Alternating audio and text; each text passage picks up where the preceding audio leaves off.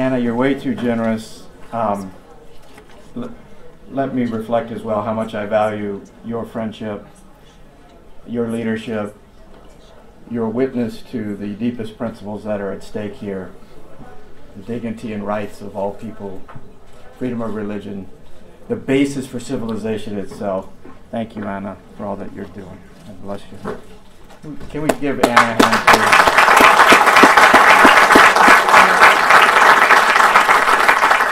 And in the spirit of what Anna was just speaking of, a calling that transcends politics, that is bigger than this building, that is bigger than any political party, the ideals that are at stake, that are necessary to build a better and just world.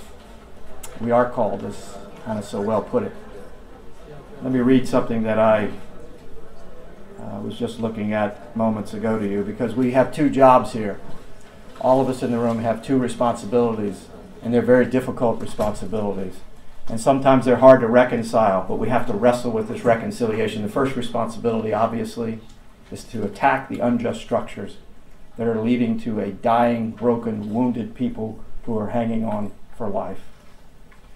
And the second responsibility is this. Jesus said to his disciples, "To you who hear I say, love your enemies. Do good to those who hate you. Bless those who curse you. Pray for those who mistreat you. To the person who strikes you on one cheek, offer the other as well. And from the person who takes your cloak, do not withhold even your tunic. Give to everyone who asks of you. And from the one who takes what is yours, do not demand it back.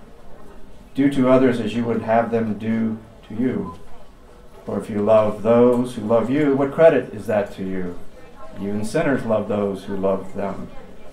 And if you do good to those who do good to you, what credit is that to you? Even sinners do the same. Give, and gifts will be given to you. A good measure, packed together, shaken down, and overflowing will be poured into your lap. For the measure with which you measure will, in return, be measured out to you." One of my little girls came home from school one day. I have 5 daughters. And the baby is now 9. This is a couple years ago. She must have been 6 or 7 years old. And something was wrong. She was upset, and I finally was able to pull it out of her. Someone slapped her at school across the cheek.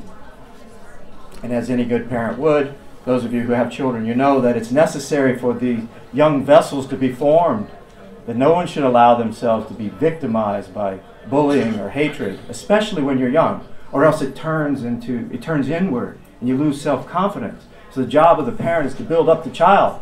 And I said, "Sweetie, if someone does that to you, you have every right to turn around and defend yourself. You go right back into their face." She said, "Dad, we're Christians. We should turn the other cheek." Out of the mouths of babes. So how do we reconcile these two tasks that we have? To attack the unjust structures that are leading to the wholesale slaughter of innocent people, and at the same time be guided by the ultimate principle, the transcendent ideal of love. That's the task before us. One of the things that Anna and I are trying to do is lead a caucus, and I can tell you there's growing momentum, because here people want to do something.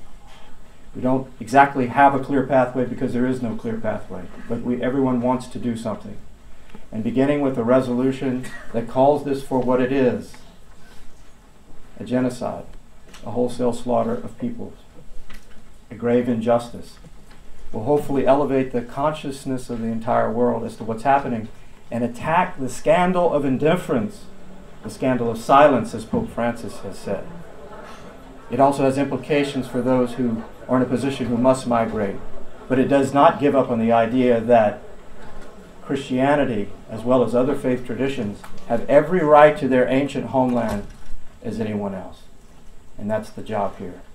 The third component, we will continue to work through the difficult strategizing in terms of security and economics, and those are complicated issues, but that's going on as well.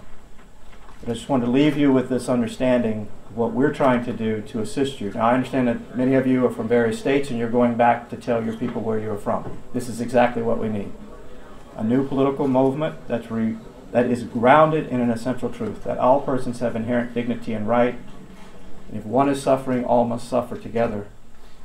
And to stop the slaughter, to stop the persecution of the innocents, will take a new national movement. Those of you who are part of the diaspora community, Anna is first generation, have a particular role as well by being empowered to participate in an American way in pressuring and in giving incentive and encouragement to those who represent you in Congress so that this issue does stay in the forefront. Because if it doesn't, it just takes its place alongside everything else that competes for the time. And yet this is about the essentials for civilization itself. Just order and just structures. That's what we have to do. The draft form of this resolution, I can report to you all, was given to the Holy Father, Pope Francis, about a week and a half ago, who committed himself personally to reading it. So again, hopefully in some small way, with Anna's leadership, and I just received a text from another member of Congress who said, "Congressman, put me on the resolution." So this word is spreading very quickly. Hopefully with good leadership here, we can be brothers and sisters with you in this effort that is essential not only to save Christianity in the Middle East, but is essential to the principles of civilized order and behavior itself. It's the international community's responsibility to try to act and act now. So God bless you all. Thank you all so much for inviting me today, and we'll keep working on it.